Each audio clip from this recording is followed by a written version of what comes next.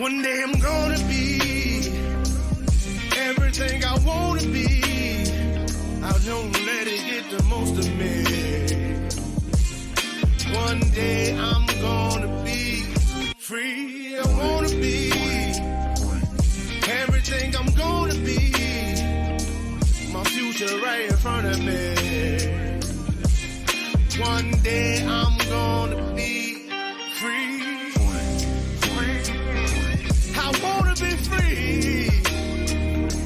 Then let me be free. One day I'm gonna be free.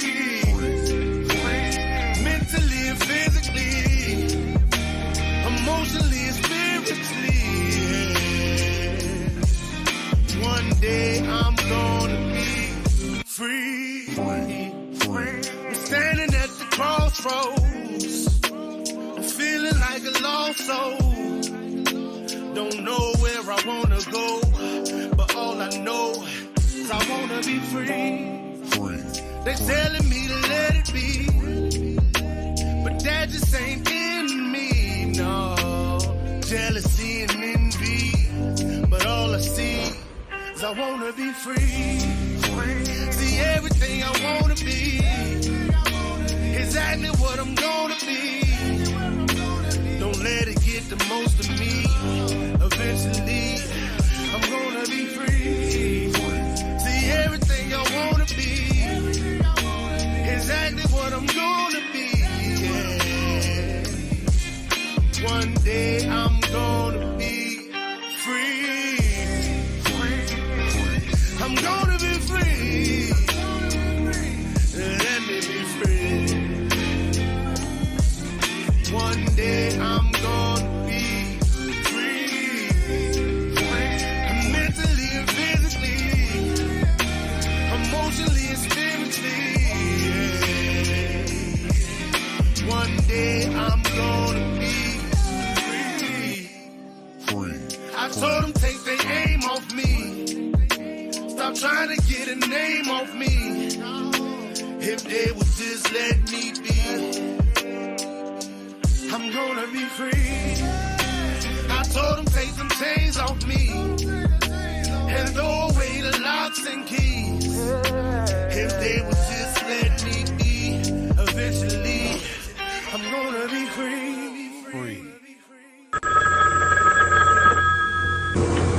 They're back.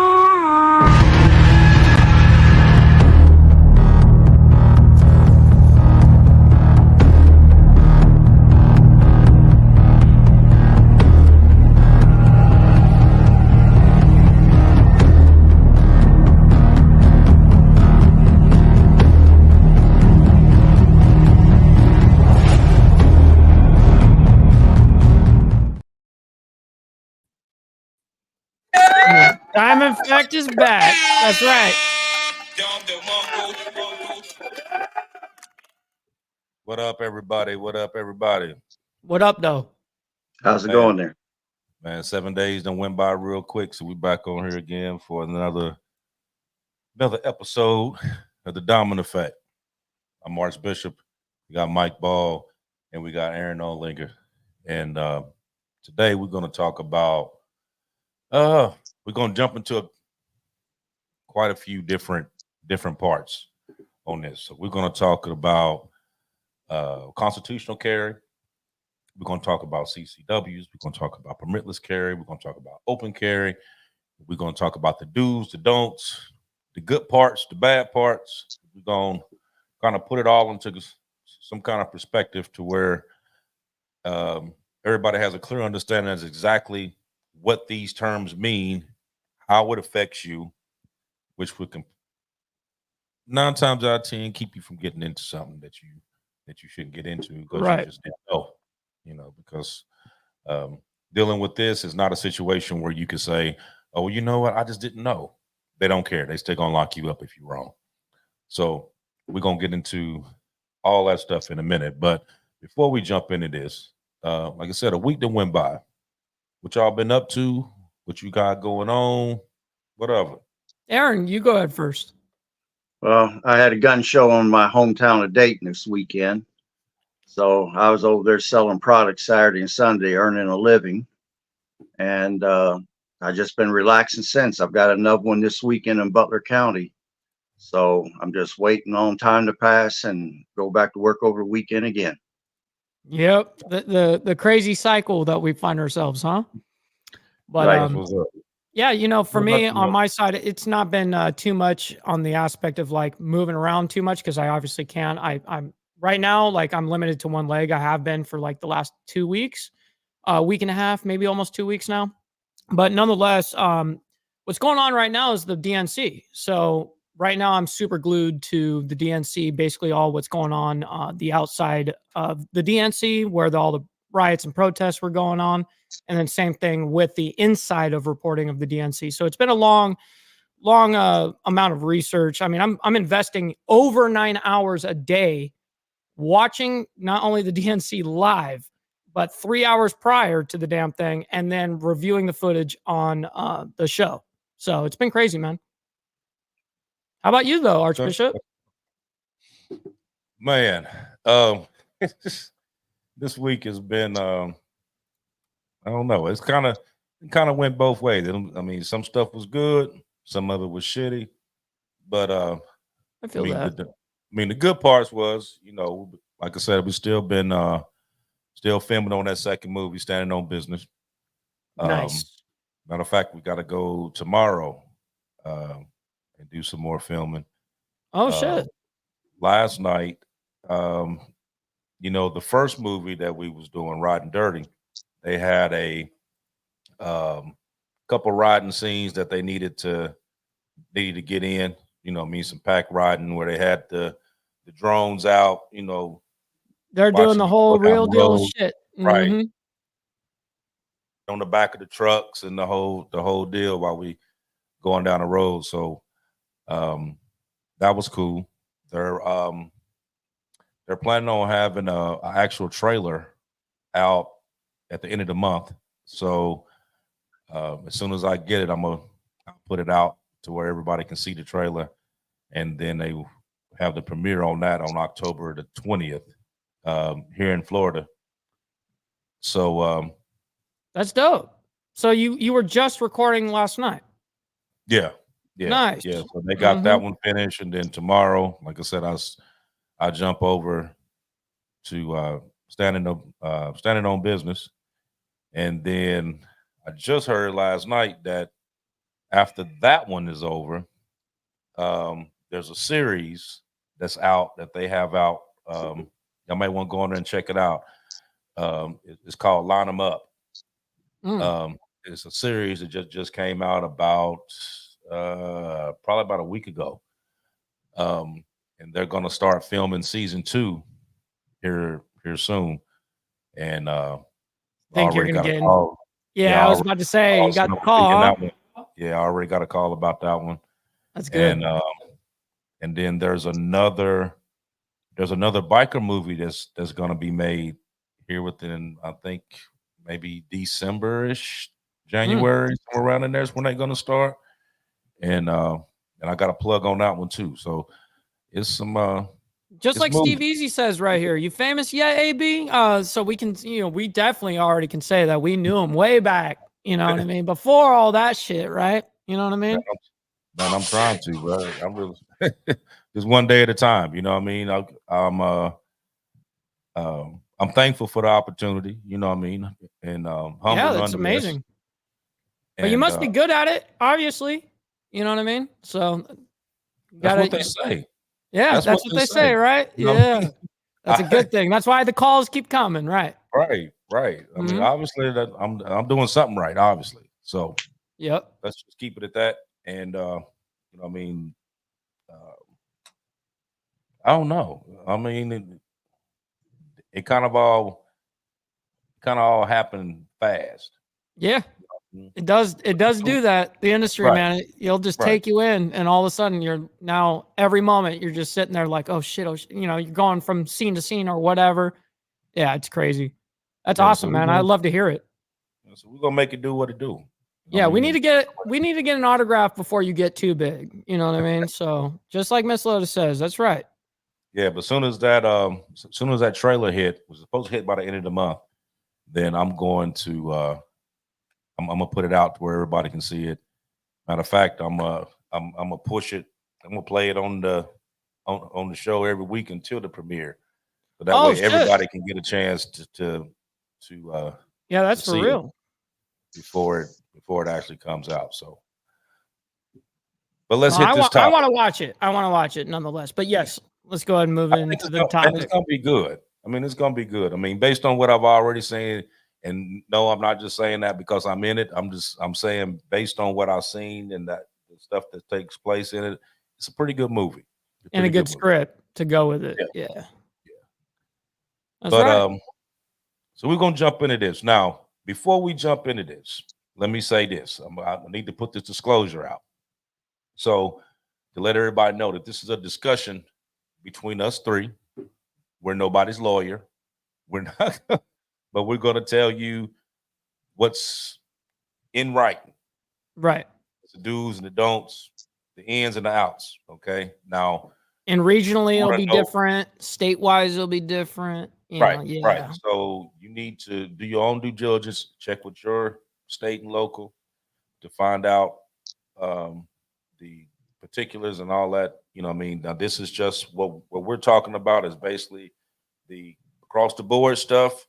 But you know, every state has a little something that they done tweaked into it. So you may want to check on that prior to. That's right. So don't bust no cap on nobody's ass until you check that out. So Yeah. Stop the cap right now. Stop the cap. Mm-hmm. yeah. That's right. So the first one we're gonna hit is the constitutional carry. That's the first one we're gonna hit. So, and for those of you who don't know what a constitutional carry is, it's also known as a permitless carry. Carry a concealed firearm without paying a fee, acquiring a permit within your own state. There are 29 states that has constitutional carry written to allow residents to carry a concealed handgun and not have to have a permit. Yeah, that's the majority of the states right there. That's a lot. I Right. didn't know that many, but yeah. So the main advantage of a constitutional carry is that it streamlines the process of carrying a firearm and lets people exercise their rights without government interference, per se. You don't have to take a training class, written tests. You don't have to submit an application with your state. You just need to buy a firearm and carry it legally. That's it. So now you know there's good points to that, and then there's bad points about that. So now Aaron, which a lot of people don't know, used to teach classes for CCW. And so he knows the ins and out when it comes to that. So I'm gonna hit you with the first question, Aaron. And the first question is what's the pros and cons dealing with constitutional carry? Well, like you said, I mean, the key wording is going to be anyone who can legally own and possess that firearm can carry it. Yep. Its strengths is also its weaknesses, because there's a rule in law that goes, ignorance of the law is no excuse. You have no training with a weapon whatsoever. You don't have to show any sort of competency or proficiency, which that's a problem in itself. You know, no use of force laws, when you can use it and when you can't. 9 times out of 10, your emotions or your morality is going to get the best of you. And when it does, it's going to end up with you going to jail. And then another problem with constitutional carry, you cannot take that gun across state lines. You're limited to within the state. So some of the very things that makes us good as far as streamlining and being something quick and easy to do is also the main part of its weakness. When you have an untrained public running around with guns, assuming they know laws, you got a dangerous combination. Okay, so let me ask you this. So let's say that I'm in a state that has constitutional carry and I have a firearm. Mhm. And let's say I'm going to another state that's also constitutional carry. Would that imply to me? Like, being the fact that I'm going from this state that's constitutional carry to this state that's constitutional carry, can I do that? No, you cannot. Your gun rights are limited to the state that you're in. If I'm in Ohio, I cannot take that gun into Michigan or Kentucky or whatever. So I'm limited to only the state of Ohio. But a lot of people assume that because another state has constitutional carry, that as long as they stay within those states, they can travel across the United States. That is part of the ignorance of the law. Mm-hmm. Okay, so that would be more towards, if you wanted to travel from state to state, you need to actually have a CCW. Correct? That would be correct. Okay. Okay. And So and go ahead. only in the states that will allow it, because there are states that don't allow that. I was That just don't going to know. ask. I was just going to ask this very thing. So, real quick. So, if you're traveling, let's say from Alabama to Georgia, which are both, open carry, kind of thing, can you do that just going from state to state like that, or do you need to actually be confined to the state that you are living in? You have to be confined to the state that you're living in. If you're in Alabama and you've got in your constitutional carry, you have no rights with that gun when you cross that state line. I did not know that. You're not even supposed to take it across state lines. Yeah, I did not know that. I thought if it's open carry and you're going through open carry, then you're good. But did not know that. Good to know. A lot of people make that assumption, and that gets a lot of people into trouble. And that's just part of it. Sure. Interesting. But then too, you would also think, well, having everybody gonna be walking around with guns at that point. Mhm. So I mean, everyone is down here at Right, least. right. Everyone down Everybody here gonna is. have one. They're all carrying. So yeah, everyone gonna have one. So you gonna now. Here's the thing. Is it a good idea? Is it a good idea to have a constitutional carry? You know what I mean? Okay, so I would think that, okay, if you don't travel much and you just in your state, it's great. You know what I mean? If you plan on going on a trip or something like that, I mean, now you 9 have to times out leave of it. 10, right, you just gonna leave it at the house. Mhm. But it's good to be able to have it in the state that you're in. Now, that doesn't mean that you can walk around like wide earth, because there's other tricks to that as well. You know what I mean? As to, when you can actually use force as opposed to not. So let me ask you that, Aaron. So dealing with that part there, where knowing when to use force and when not to use force. Okay, so let's say, for instance, say I'm on the road and somebody got this road rage situation. He jump out the car and he just banging on my damn car. You know what I mean? He kicking my lights. He banging on my car window. He doing all that. Can I shoot him? No. What if he Why? has a firearm in his hand, though? Well, that could be possible, but I'm going to tell you this: in most road rage cases, in order for you to automatically win, or I don't want to say automatically win, but in order for you to stand a better chance of winning, they must breach the window or the door. They got to either get that door open or they got to break that window. Then that's a different thing. An argument does not constitute use of force.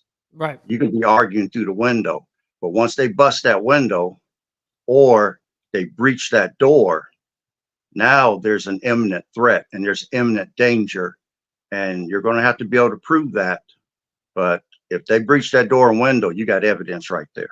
So you're telling me I can't pop a dude that is giving me some crazy lip because I get emotional? You're telling me I can't do that?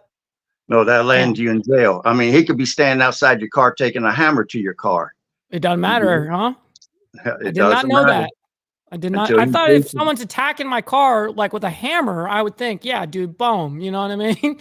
But theoretically, unless they breach through and they can actually legitimately touch you right then and there, then you're screwed. You have to right. wait. That's correct. Mm-hmm. Interesting. That's why we're on here to educate people. You don't want to see people end up in jail because their emotions Right. or their morality gets the best of them. Wow. Okay. Hmm. But let me also say this too and add to that. Mm-hmm. Like I said earlier, arguing doesn't constitute that. I mean, if you're getting into an argument with someone, you can't get in your emotions and pull a gun out or open up your shirt and start brandishing that weapon. That's a good way to be charged with menacing or aggravated menacing. Uh, Arguing does not constitute imminent danger. So keep that in mind. Don't get in your emotions. Don't get in your feelings or your morality. Think, and it'll keep you out of trouble. Mm. Okay. Now, what about concealed carry?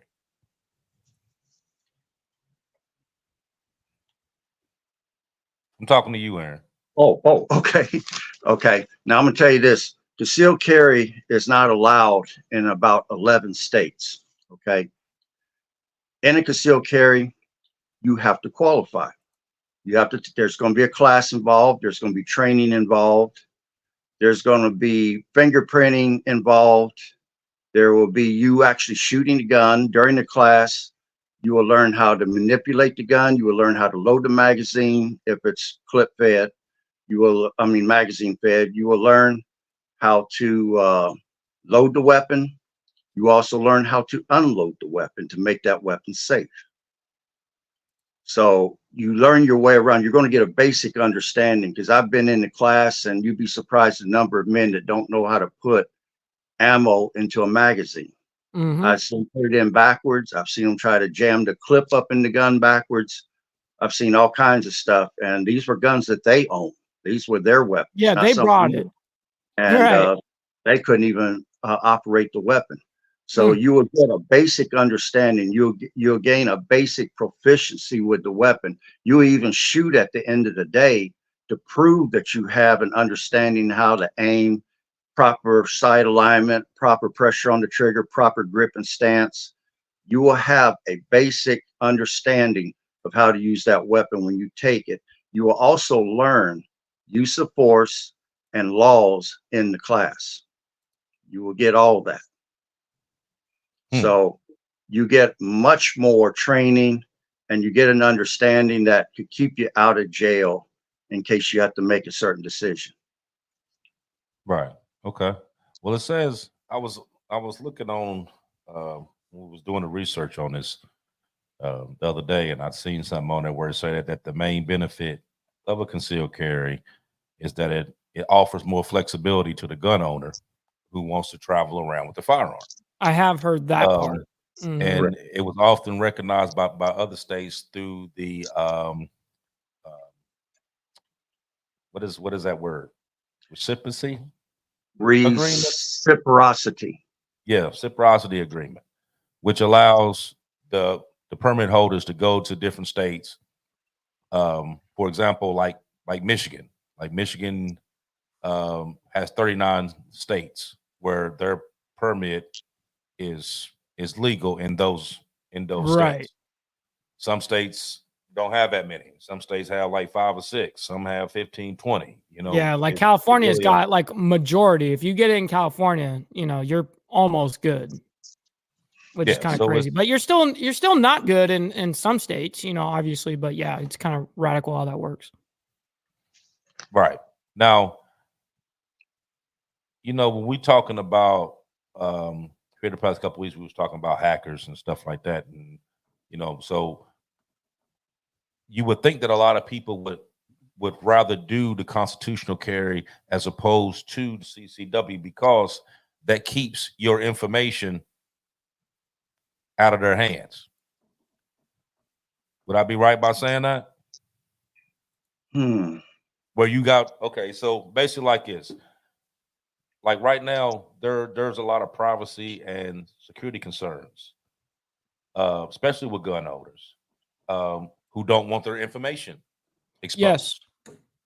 So it would be more up to them to go for the constitutional carry, where you don't have to tell nobody nothing, and you ain't planning on going nowhere. Like, I'm not planning on leaving Florida. I'm gonna be right here, but I don't want to have to go through all this to where I got to tell them every single thing about me, and they know all my information, as opposed to going this route and doing the training and knowing the rules and all that stuff, and having to do fingerprints and background checks and everything else, and they actually have all this stuff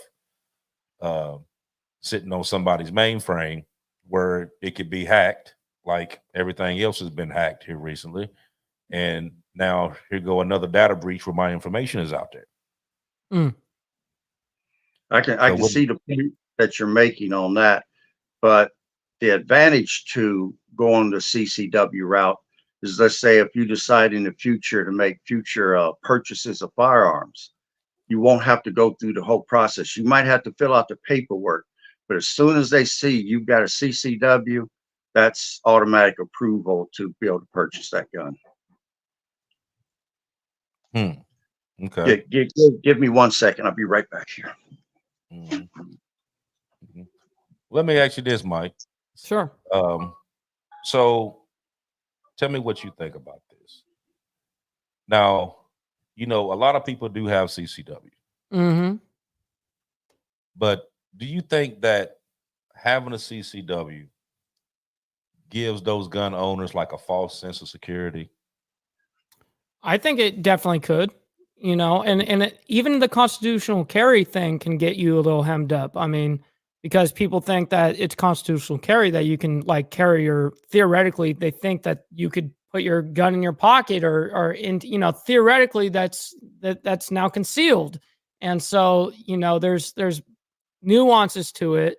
Kind of like how constitutional carry can get you kind of in a messed up situation, just like kind of CCW can, if you don't understand it fully, which I'm even learning to this. I'm someone who's an avid shooter, but even then, like when it comes to laws, man, it's very hard to figure out the exact line of everything. So I definitely can see how people can get hemmed up easily on shit like this. Mm-hmm. Okay, now let me ask you this, Aaron. So on the concealed carry, can I put the gun up under my seat? I'm going to put it to you like this. You're supposed to have the gun properly secured. And at the end of the day, properly secured means bringing it into your home. The last thing that you want is for someone to break into your car when you happen to be out of it, steal your gun, and be running around out there in the public committing crimes with your firearm. And the majority of times that I've heard people get their guns stolen is because they left it in their cars overnight. Okay. Now I'm meaning like if I'm driving around town or whatever, can I put my gun up under my seat, or do I need to put it in the console or in the glove box? It's supposed to be properly if I secured. get stopped by the police, which one are they going to accept? Right. Me Like, having it up does under the mag seat, have to or me be having it in the completely, console or in the glove box? like, does the mag need to be like completely removed at that point? Like, do you need to have them separated? Can you have them in the same area? Like, can you have it in arm's reach? Well, I was told that the gun has to be properly secured and there should not be loaded if you're just transporting it. So what if I say that is my that's the gun that I use to protect myself? That's something that I'm not just, moving it. I carry it. And see, at the gun shows, a lot of vendors that leave, especially gun dealers, they're carrying thousands of dollars on them. So most of them are wearing a sidearm. Now, while they're in there at the gun show, because of it being posted, they are not allowed to have a loaded firearm on the premises. I wasn't at the gun show when it happened. I came the next day to set up, but during the setup, a guy came in wearing his gun, was going to put it up on the table to sell with some of the other guns, and he forgot he had a round in the chamber, and he pulled the trigger and shot one of the vendors in the leg. Mm. And he's not allowed to do any of the gun shows no more. But the vendors going out to their cars will have their guns loaded while they're on the property. They cannot do that. And that's another thing too. I mean, can I go ahead and cover some of the restrictions on carrying guns, or do you want me to hold that for a little bit later? Go ahead. Go ahead. Okay. Yeah. One of the important things that you do is watch the signage on restaurants, bars, different places you're going to. If it's posted, and it should be posted at the door, and it should be a professional looking sign, it will tell you whether or not you're allowed to have it in there. There'd be some signs that would even say any unlicensed guns cannot be on the property, meaning constitutional carry, because you don't have your CCW. And that's unlicensed, right? Yeah.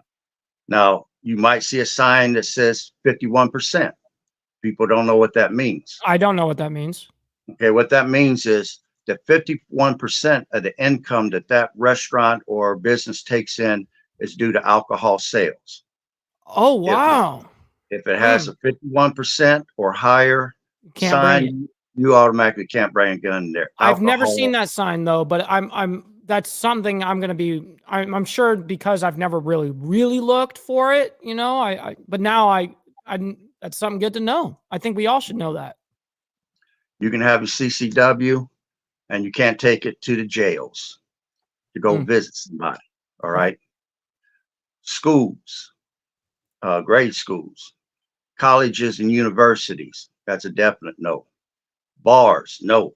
Courtrooms, police stations. You're not allowed to have a gun there.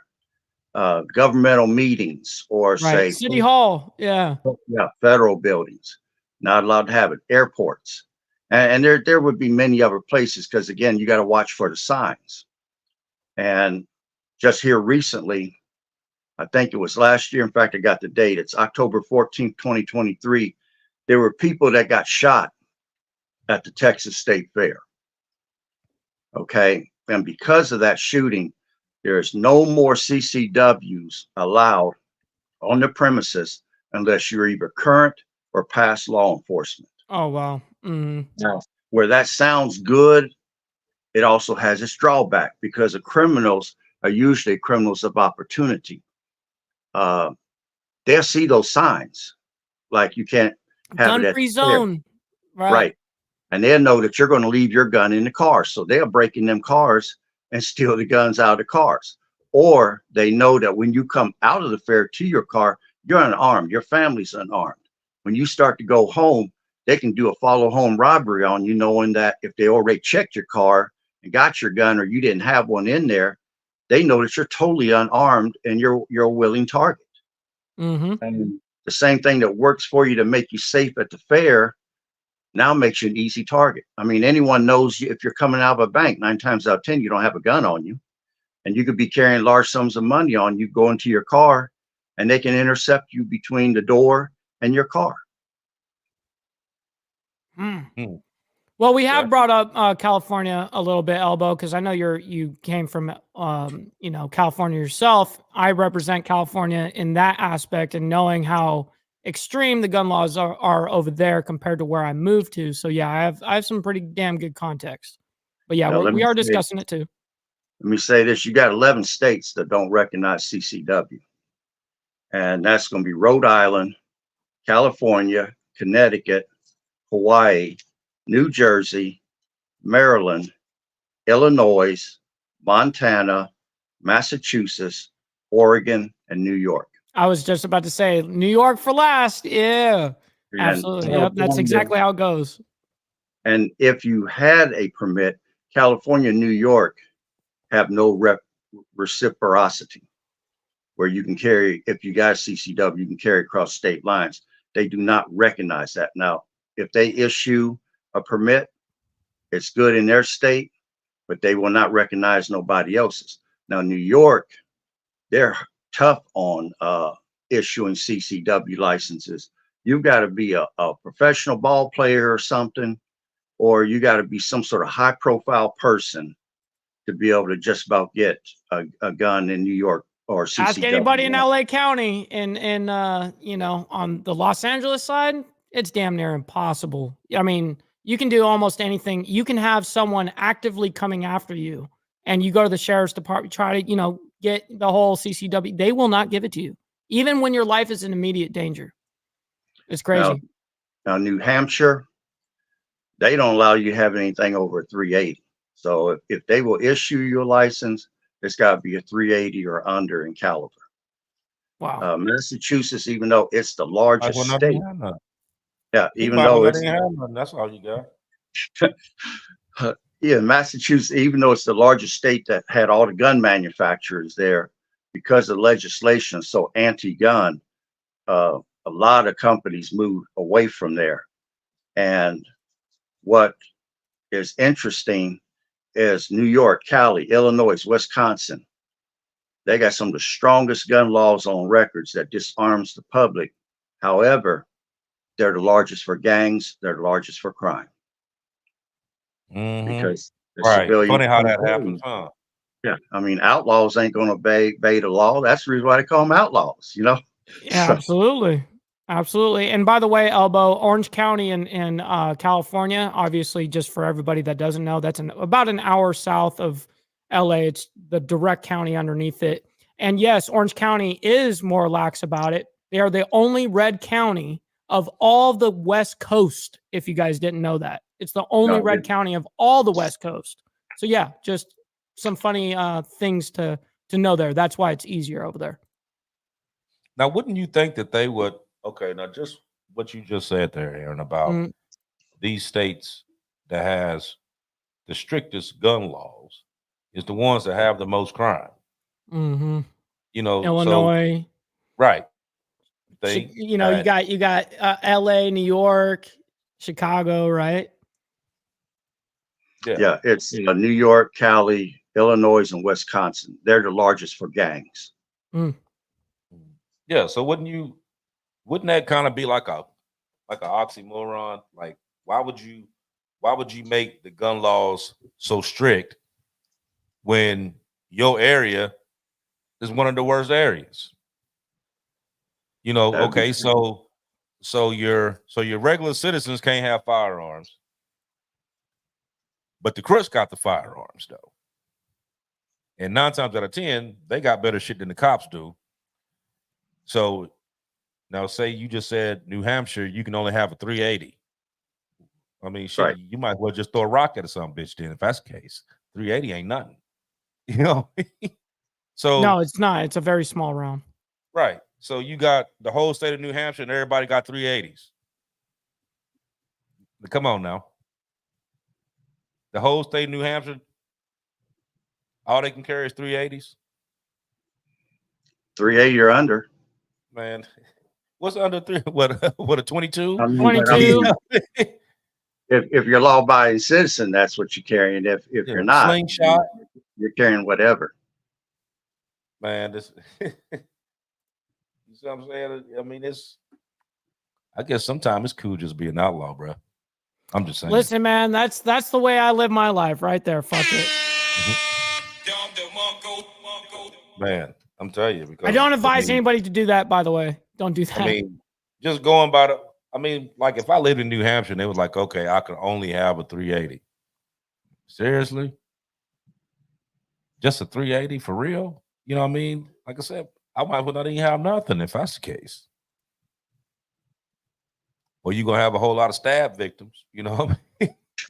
Yeah, just asking England all about them stab victims. Mm-hmm. Right.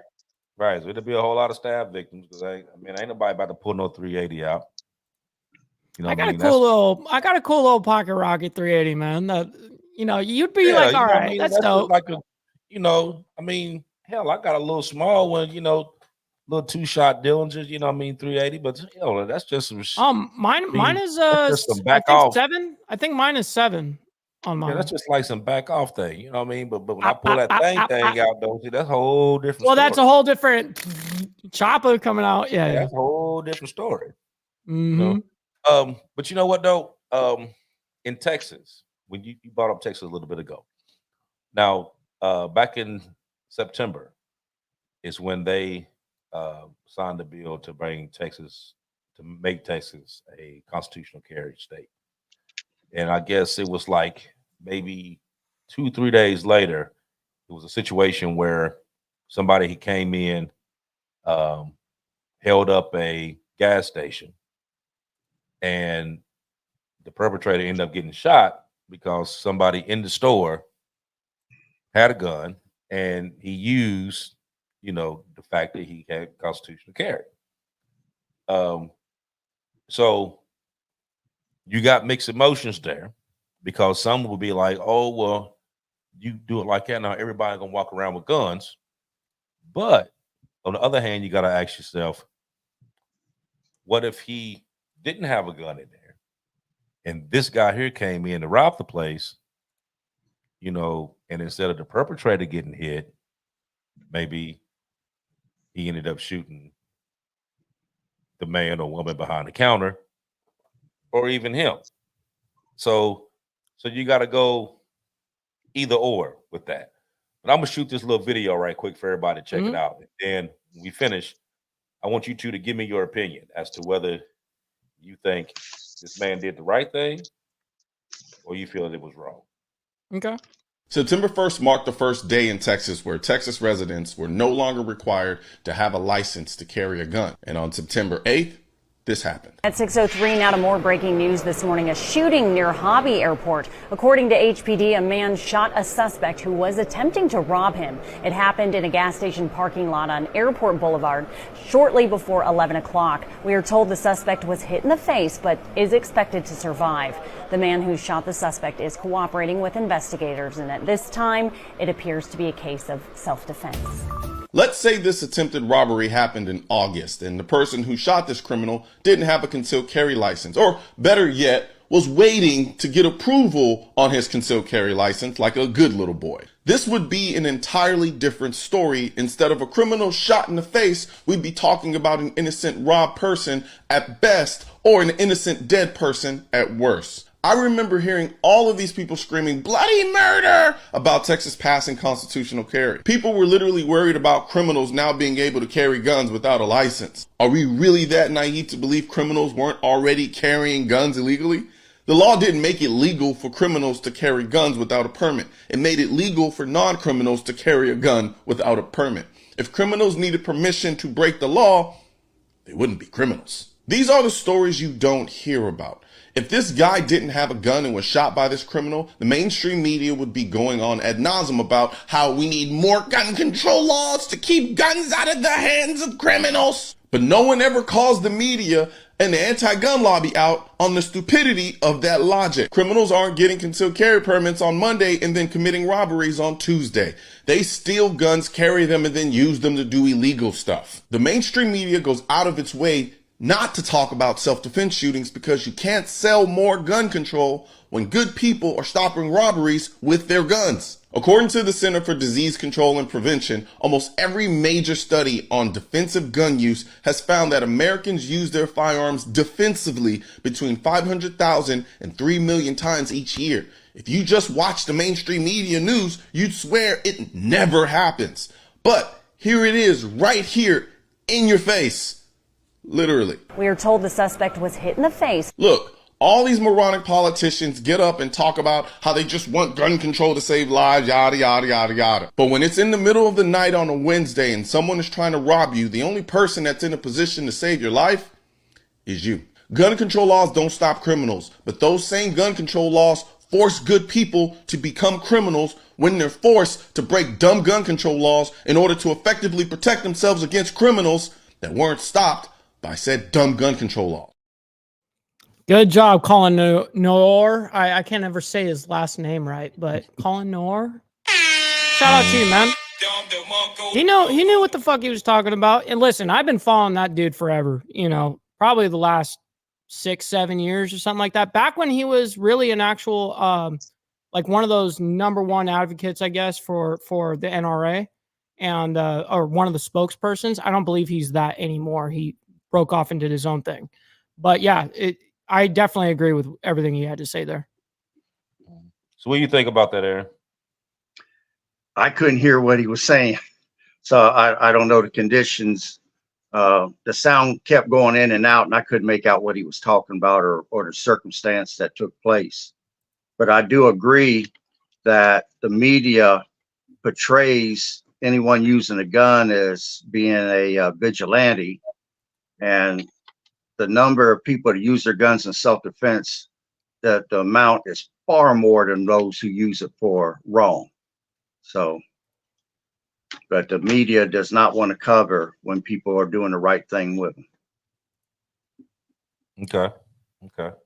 Now, let me ask you this. Now, I know Melissa's right here, by the way. She's 100% right. Real quick, she's right. She goes, that makes the rational sense, but unfortunately worth the rational sense when the lawmakers are making these laws. And that's the problem is that they find these little things to be able to make this dividing thing. Yeah, it's rough. Definitely.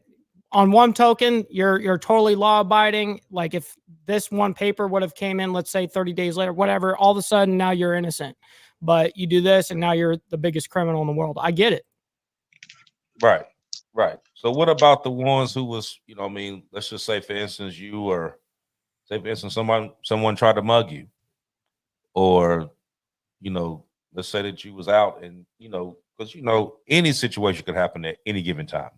You know what I mean? You don't wake up in the morning saying, okay, I'm going to go out and I'm going to shoot somebody today. No, of course not. You know, stuff happens. Yes, you know, it does happen. At that point in time, you have to, two things cross your mind. One thing is going to be prevalent in your mind is that no matter what happens here, I'm going home. So either you're going to go on your way,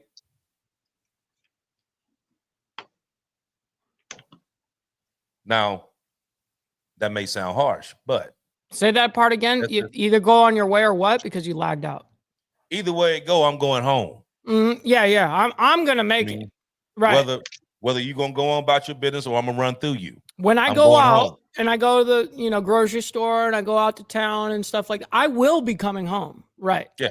So, you know, if you pull out something, or I'm thinking that you about to pull out something, you know what I mean? If I have the inkling in the back of my mind that you're going to actually try to do something to me, my natural instinct is to take you down before you ever think about trying to take me. That's just natural instinct. You know what I mean? Some people have it, some people don't. You know what I mean? Some would actually panic in that type of situation, where you got other ones that would just automatically just jump right to it, that know exactly what to do. You know what I mean? So now a lot of those people don't have CCWs for that particular reason. Like you don't want your business out there, this and the third. Now, here's my question to you though. We got all these different gun laws out. Now, the one thing that stood in every gun law that they have is that if you committed a felony, you cannot have a gun. Here's my question.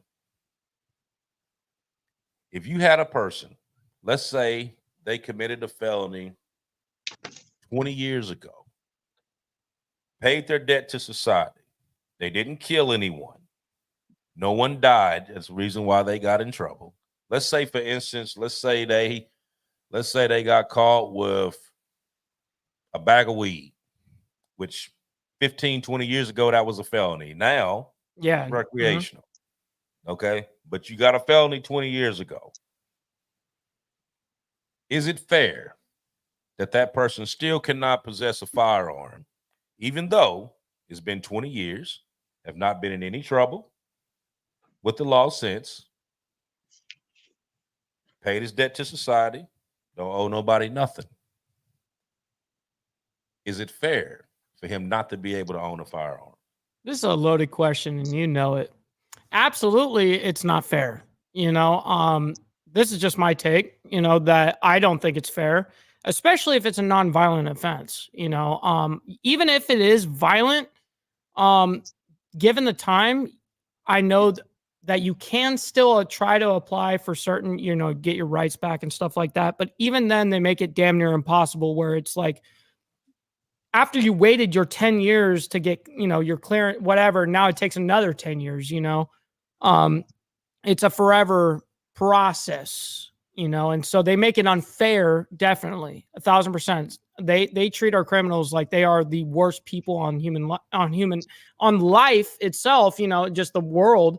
And yet they're really, so most of them aren't, a lot of the worst people are the ones who haven't even been caught yet. Right. Exactly. Exactly. Mhm.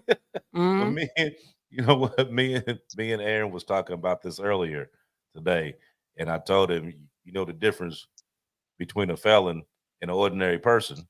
And that's You that's got because the caught. ordinary person ain't got caught yet. Yeah, that's right. Damn right. We all Because- break laws, dude. That's just the way it is. I'm sorry to explain it that way, but damn, dude, like absolutely, that is the difference. See, but you would think though, okay, if you got yourself in trouble, Sure. so you got yourself in trouble, you paid your debt to society. Okay, so you didn't sat down somewhere for a year, 2 years, 5 years, 10 years, whatever. You done got out. You done paid you done paid all your fees. You done did your probation. You did everything that they asked you to do. You done came back out. You've been an active, productive citizen. No trouble. Now you have a family. You have a wife. You have kids. But technically, you can't have a gun in the house.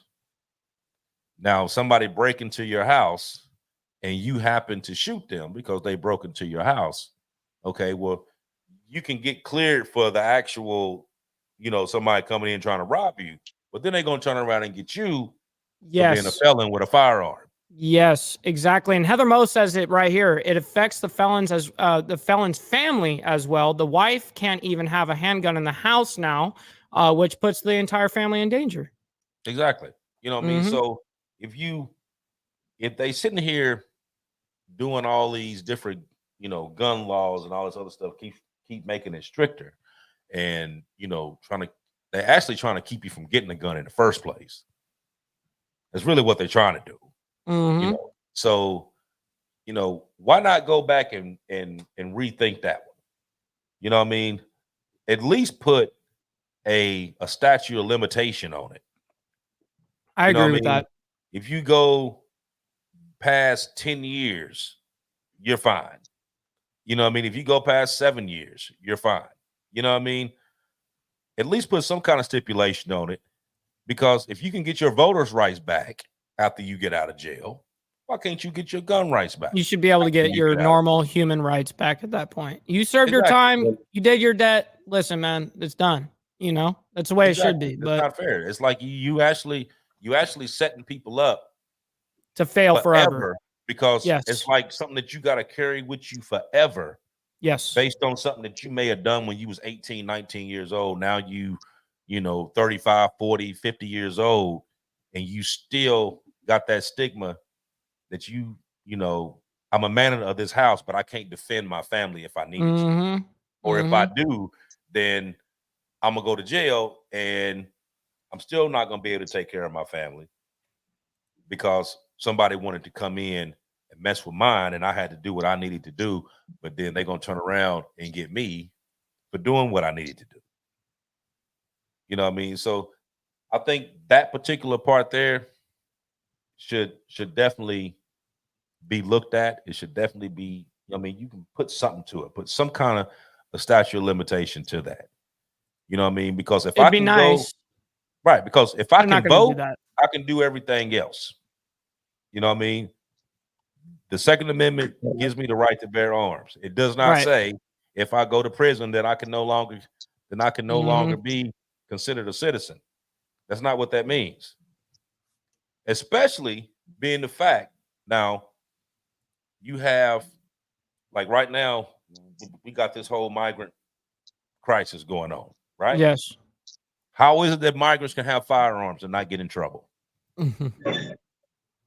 Good question. How is it? How can they have firearms and not get in trouble? And not get in trouble? You're not actually a citizen of the United States. How can you have a firearm in the United States and not get in trouble? Mm-hmm. It's crazy. It's radical that they wouldn't get in trouble and get deported right then and there. Of course. Mm-hmm. Watch this. Watch this. Judge in Illinois just ruled illegal immigrants have the right to keep and bear arms. Police arrested an illegal immigrant living in Chicago with a gun back in 2020. They charged him for violating the federal law banning illegal immigrants from having guns. It's been on the books for a long time.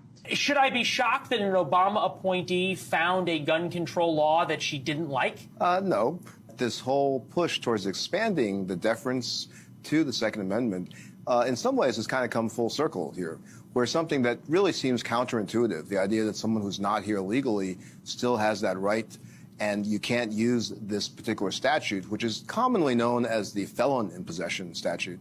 But the way it's written, she really zeroed in on the language. And the gray area, of course, is whether or not his status, and frankly, I think the way he was using the gun calls a little bit into question, you know, how peaceful he is. Mm. So how is that?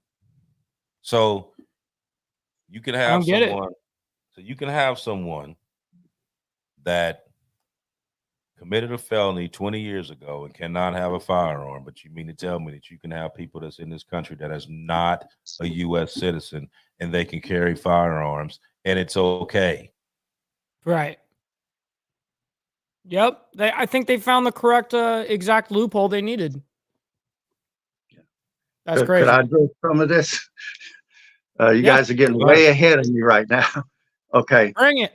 Let me go back to some of the things you guys were expressing earlier.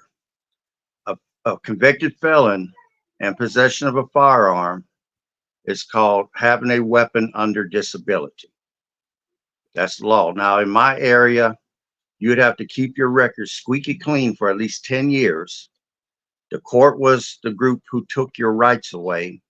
So you'd have to go back to court to get your rights back. You'd have to file for either a pardon or having your record sealed. You'd have to do one of the two to try to start to get your gun rights back.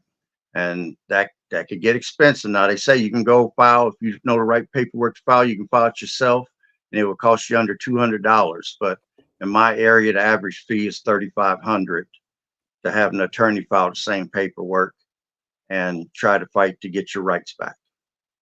Right. My thing right there. Why is it that I would have to pay $3,500 to get something back that I've already paid my debt for? Right. It's already done. Right. It's already done. You done got me. I gotta reset my camera real quick. Me for. I done spent my time. You done already got me for that. So what is it that I got to come back and give a lawyer $3,500, $4,000, or whatever? For what? To try to get your gun rights back. And it has to be a non-violent felony. If it was a violent felony, you're wasting your money and time even trying. I mean, but why shouldn't it just be automatic? Yeah, it should be automatic as soon as you paid your debt.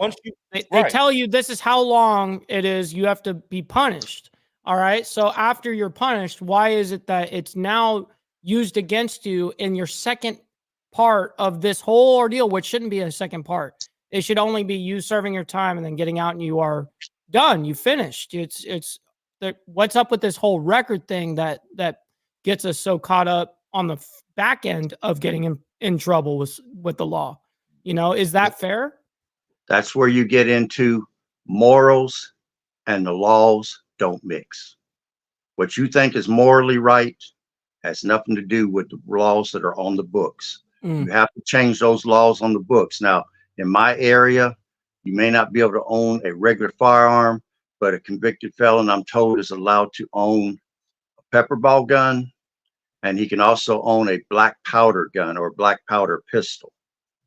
But, really? Yeah. In my area, it is. That's what I've been told. You mean like a muzzle loader? Yeah, like muzzle we're loader. sitting there actually Yeah. pounding it in, you know, Who the hell gonna And sit loading there up. and do all Yeah, we're this? putting the gunpowder into the barrel, you know. Right. remember Hold on.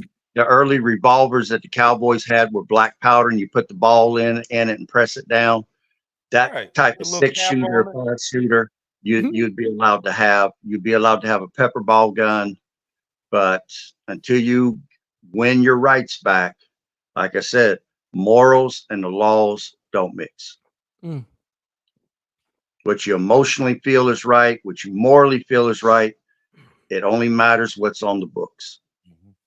And you know what? That's the problem with this country right now, because their moral compass is fucked. That's the problem. That's the You said problem. it.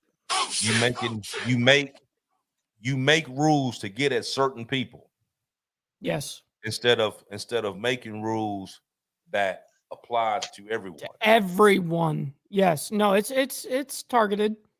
So you singling these people out. Now these are the same people though that, like, this time of the year, you need these people to come in there and vote for you. You need these people to come vote for you.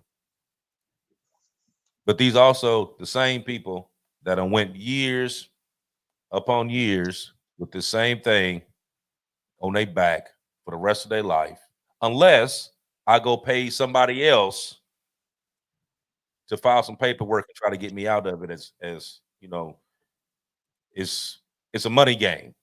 You know what I mean? That should be automatic. You know what I mean? If I can get my right to vote back when I walked out that jail, Should be everything now. my gun rights back. Mm-hmm.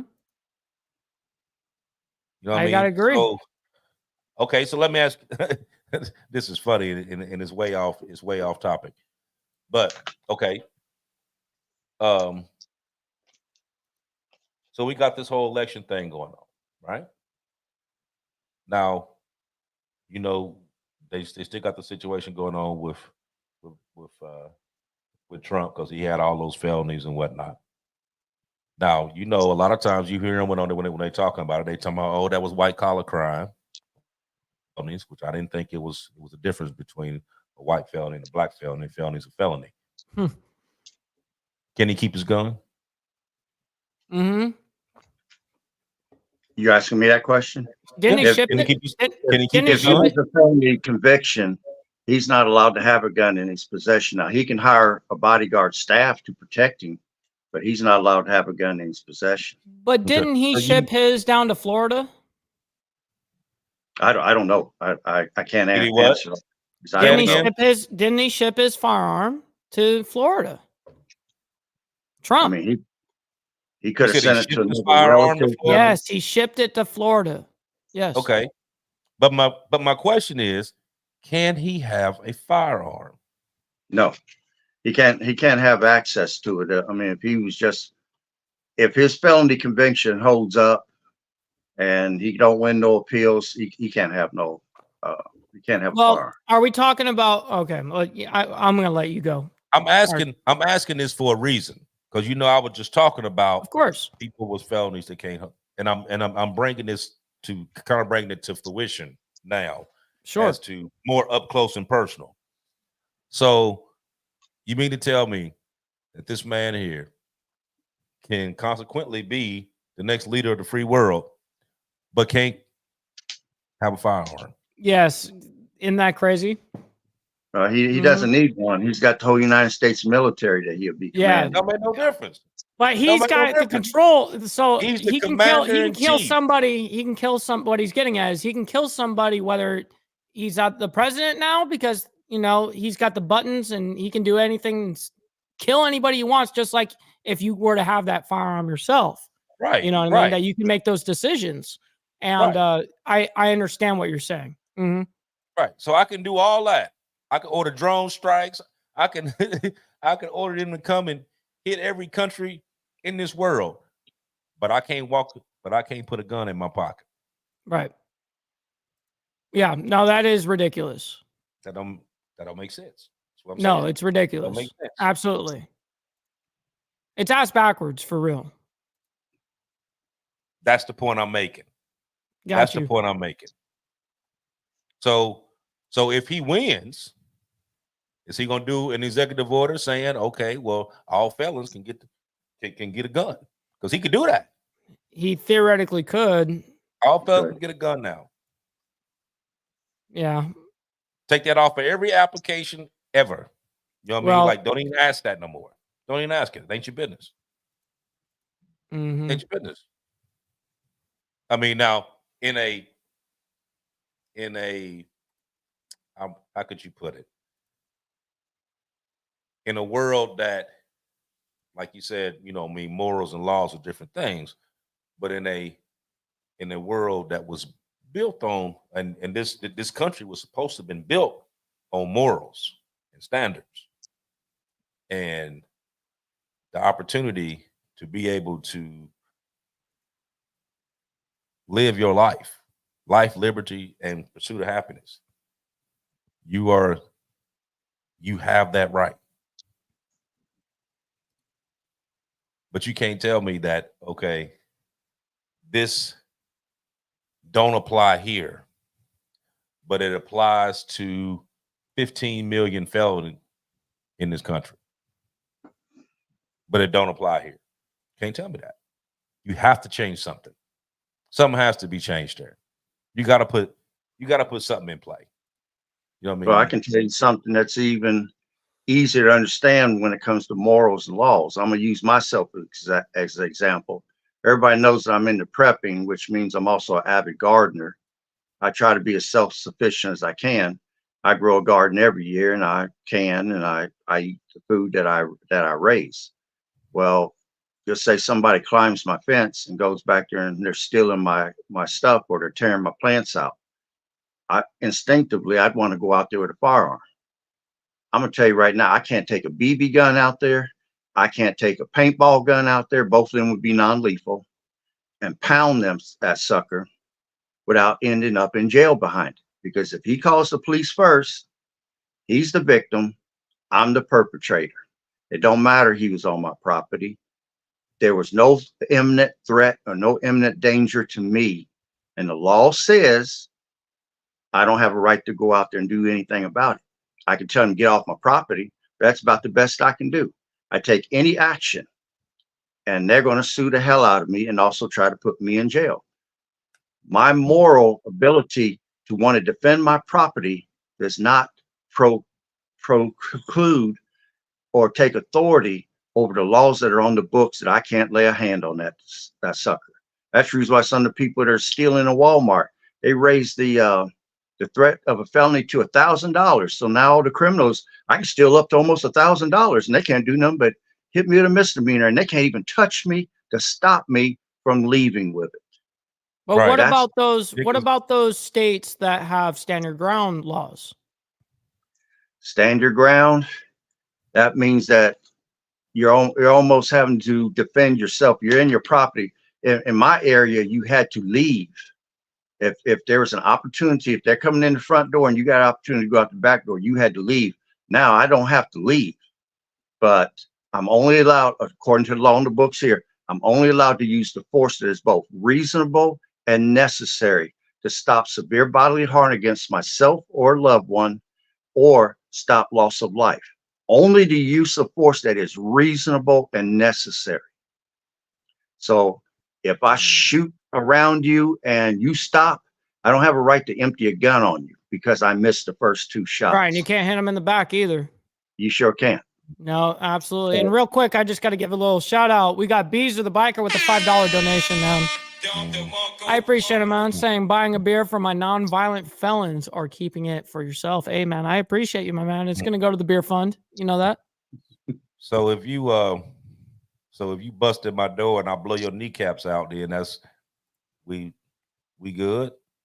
As long as there was imminent danger and imminent threat, he done breached your door. I'm saying, if you came in the house, you know what I mean? I done blew your kneecaps out. Right. It's reasonable to assume if he breached your door, he has a tool, a weapon, or something that he used to get through your door. So that poses imminent danger. You have a right to defend yourself. But you don't have your right to take a life in the event it's over a material object. So real Good. quick, Stephen does say something. I don't mean to cut you off, Aaron, but he wanted this answered. He goes, "What about the mentally ill person, Aaron, Archbishop, and Mike?" That's someone that's under mental disability, and that would also preclude them from owning a gun. Once the court ruled them mentally disabled, Then they're it's not allowed over. to own a firearm. And even Right. some people that have what do they call that? Where you batter your wife? Domestic violence, That's it. That's it. DV. If the domestic violence is bad enough, you lose your gun rights there too. Yep, that is true. Mm. Anything that is violent, it can be a risk at losing it all. Yeah. Right. But just keep right. in mind, the majority of the laws that start with the word aggravated, in my opinion, those are designed to protect the criminals. If you come up and you spit on me and I sucker punch you and you call the police first, you can get me for aggravated assault and battery, even though you spit on me first. You were just whoever calls the police first is the victim. And the whole aggravated Wouldn't they figure that out on the back end in court though? When they realize eventually, like, hey, in court, like, hey, you got the wrong guy. Obviously, it's evident. I was right. You know what I mean? It'll all be shown off. What happened? That's what I would think, anyways. Well, like, hey, I was the correct guy. Like I was the guy that was actually the victim. So I know that I can go through this and win. But look at the offensive tackle. Look at the offensive tackle from the NFL that's retired, that was on the plane that flew this week from New York to London. And they had to turn around the plane halfway back because he got into it with a 70, 80-year-old woman. Now, this is a big guy. And he stands up, walks up to her, whips out his junk, and he's peeing on her, sprinkling it up and down her body for 20 or 30 seconds. And then somebody says something, some old man says something to him for doing it. He's walking back to his seat and he slaps the old man in the head. Now, you're not allowed to have a weapon on a plane, okay? But I would have took my belt off, stuck that little part that goes in the hole of the leather belt up between my fingers, and eyes, throat, and groin area, I've been going for it. And they would have arrested me for that. And this guy just pissed on me. The only thing that old lady and that old man could do is probably try to take a court action. But the guy went to court and the judge let him go on a $2,400 bond. That's a slap on the wrist. I mean, pissing on an old lady. Peed on. I mean, it's in the news. I mean, you can look that up. Right. And this is a guy that was an offensive tackle in the NFL. I mean, what could she do with him? Nothing. And you can't have a weapon. But I mean, how many people could sit there and take that and not respond? Okay, so what if he called the police first and was like, "Hey, this lady did." He didn't have a case. He was so now it's a woman versus man bullshit. Yeah. Now you're screwed. He was so intoxicated that they finally got him off the plane. But like I said, they had to turn the plane around, go all the way back to New York, so you can bet the airport's going to sue him. Oh, you're fucked. You're fucked. And then there'd be some of the people on there who may have had to be at a meeting or something. They're going to sue. He's going to wish he didn't take them drinks and use some better judgment than to do something that's stupid. But people will do ignorant stuff. But hell, he was over 300 pounds. Shit, it took him a while to find that son bitch anyway. So I'm just saying. I mean, he ain't like he just automatically shit just whipped right out. You know what I mean? He had to search for that son bitch a little bit. And let me address this issue too, because I want to bring this out. I know you wanted to bring it up, Bishop, but it needs to come out right now. The charge of first-degree murder. Okay.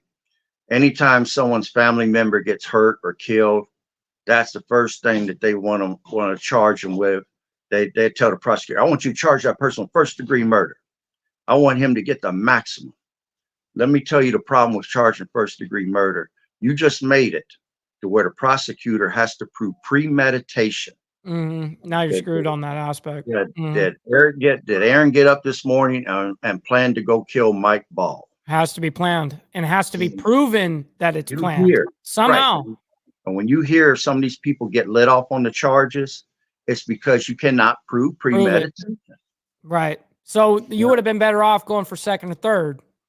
Now, sure. this is just an observation, but the cop that shot the woman in the face that over that pot of boiling water, when he said, "You do it, I'm gonna shoot you in the face," once you think the thought, and he made it clear, and it's on already, tape. now it's over.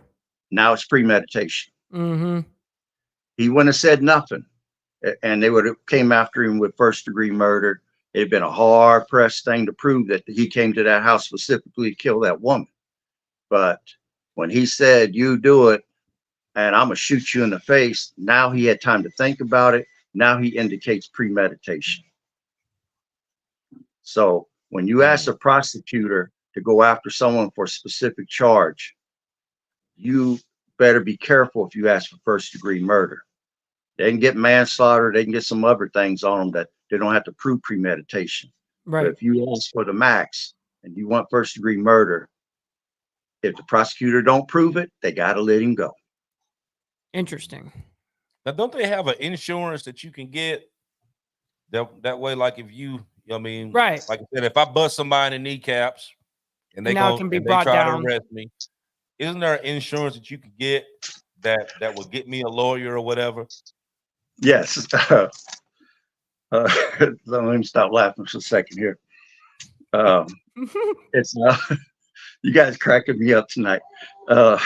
It's liability gun insurance, firearm liability insurance is what it is. You have different companies like USCCA, you have Law Shield, you have CCW Safe. There's many companies out there, and probably your own insurance company may have a policy for that. Now, the media has nicknamed it murder insurance because they claim that people want to be able to get away with killing somebody, so they buy this insurance. No, that's insane for them to even come at it from that attitude. Anyone that wants to be a responsible gun owner, knowing that in this day and time, if you use a firearm in self-defense, the people's family is going to sue you. Used to, you had to win the criminal in order to launch the civil and actually win it.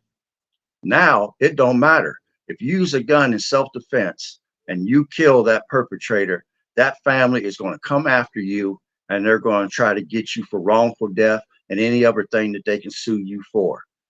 This protects you if you use force in a reasonable and good faith manner. It will give you protection against these frivolous suits that it only costs $35 for someone to file a suit against you and keep you from having to pay a bunch of expensive attorney fees. I mean, having this is like having car insurance, homeowners insurance, health insurance. You hope you never have to use it, but if you do, it's there to protect you. And some of the things that you want to get into with it is, one, if you don't have a criminal attorney already, and the majority of people don't, you want to know who the criminal attorney is. Then you want to check the policy and see what coverage is it offering you. Now, there's some of them, from what I read, that if you're charged with a felony, you'll get full coverage plus attorney fees. But if the court drops it down to a fourth-degree misdemeanor or something, then the policy won't cover you and won't cover the attorney fees. Now you're screwed with the bag. Right. And so you want to know these things as you buy the policy. They're not super expensive. I mean, USCCA, I think, has a policy for about $160, $180 per year on the cheap one, and the more expensive ones like $250 for a whole year of coverage.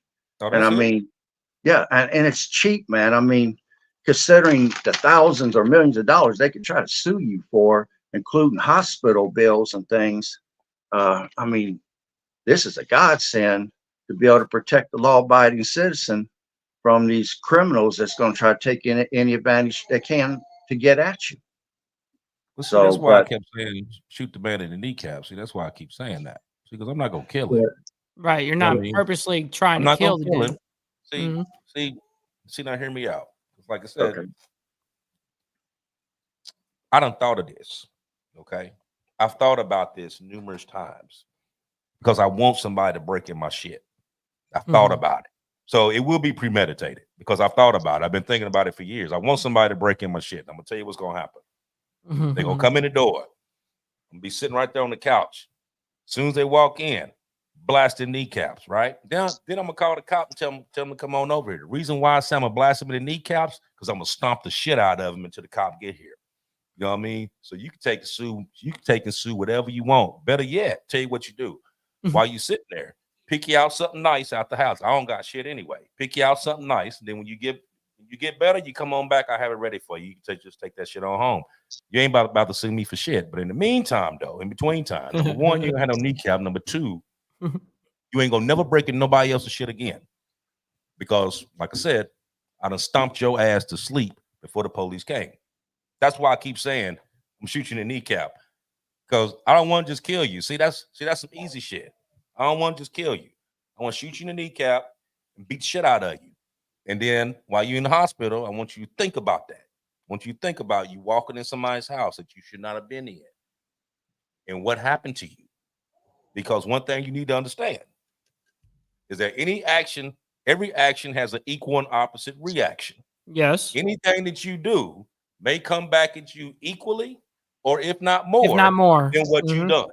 That's right.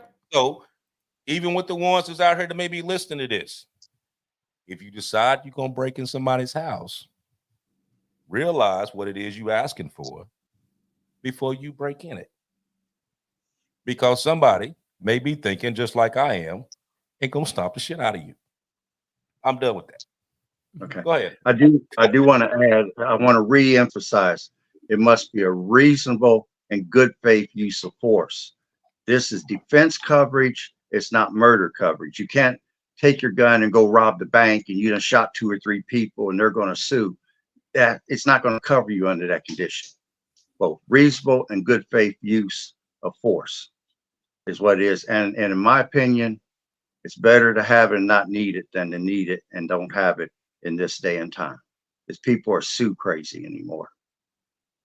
So Oh yeah. I'll stop. I mean, but that's just there. crazy though. How you do something, you break in somebody's house or you steal the car or whatever you do. Okay. So you the one that's out here stealing. You get dealt with, and then you want to sue me for dealing with you. You know what I mean? When if you'd have stayed away from my house or away from my stuff, none of this would even took place. You know what I mean? And why would a court, by any means, sit there and say, okay, well, you got to pay this man for beating him up when he broke in my house?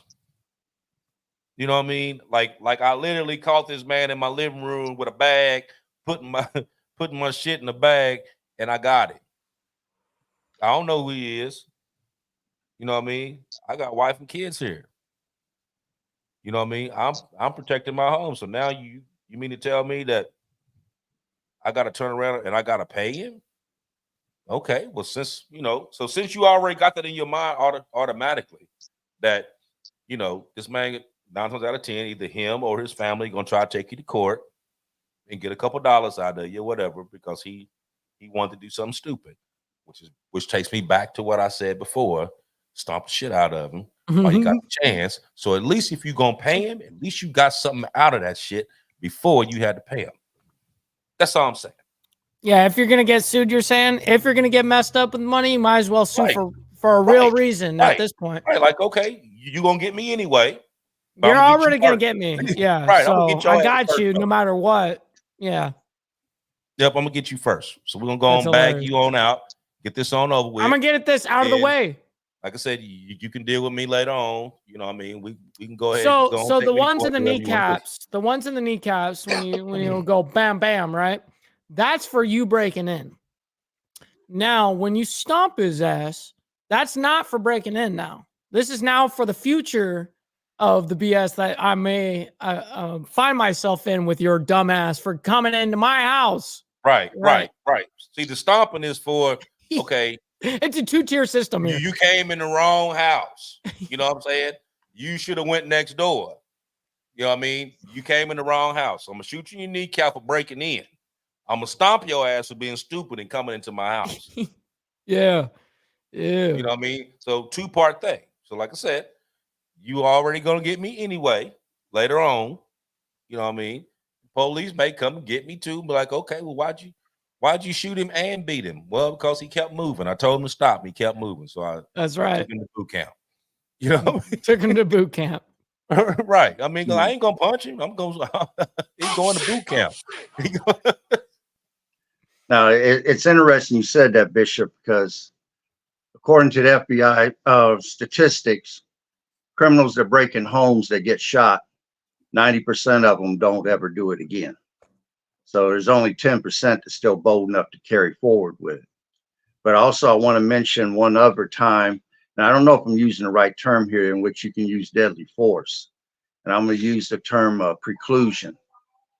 And basically, what you're doing is you're taking action against someone that you observe that is getting ready to do severe bodily harm or possibly take the life of someone that cannot defend themselves. Now, what falls under that category, people can't defend themselves, bedridden people, elderly, children, handicap, they all fall under that category. So if you saw it and you came to the aid, that would be another time that you'd be able to use deadly force. But again, the force must be both reasonable and necessary to stop someone's offensive ability.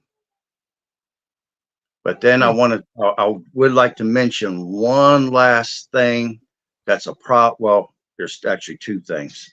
That's a problem with constitutional carry. And again, one falls under lack of education. And then the other one is just a misnomer. And that is, they don't know the general safety rules. And rule number 1 is you treat all firearms as if they're loaded. If someone hands you a gun to show it to you, you assume it's got a round in the chamber. Second, you don't point that gun at anything you don't plan on destroying.